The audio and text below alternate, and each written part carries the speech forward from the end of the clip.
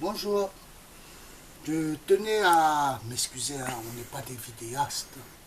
Donc en visionnant la première vidéo que j'ai faite, je me suis rendu compte que on voyait pas trop ce que je faisais comme manip sur le tableau au niveau du disjoncteur différentiel.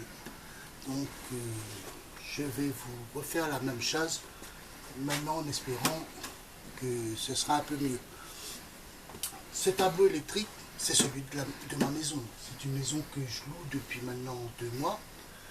Quand j'ai loué cette maison, l'agence immobilière m'a dit, voilà, la maison elle a plus de 50 ans, il fallait me faire une mise en sécurité de la maison. Donc ils ont installé ce fameux différentiel dont je vous parle.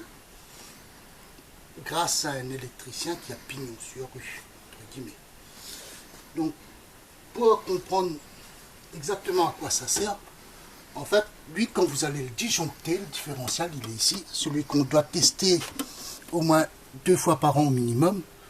Lui, quand on va appuyer sur le bouton test, normalement, la maison ne devrait plus être alimentée en électricité. Donc, on va le faire, on verra ce que ça donne.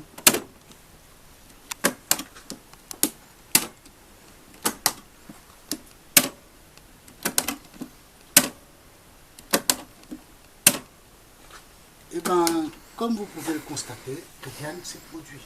Vous avez toujours de la lumière qui est alimentée, ce qui veut dire que mon différentiel ici, il ne coupe pas l'alimentation électrique de ma maison.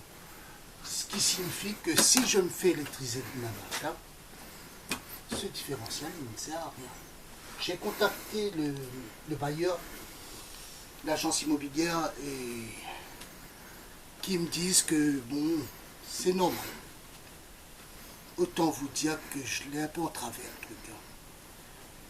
Maintenant, ce qui me dérange, c'est que moi, j'ai appris à repérer les différents dangers qui pouvaient se poser face à l'électricité.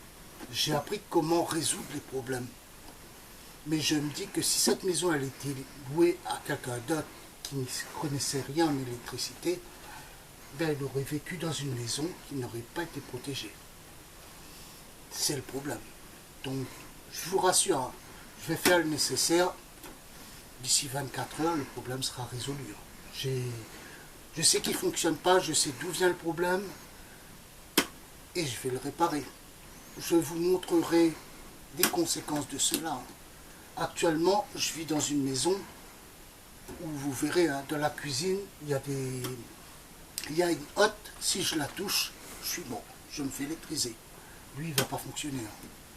Et c'est le problème. Donc, je me pose la question de savoir si c'est pour économiser 50 € ou si c'est pour ne pas faire une recherche de panne, mais qui me font du boulot comme ça.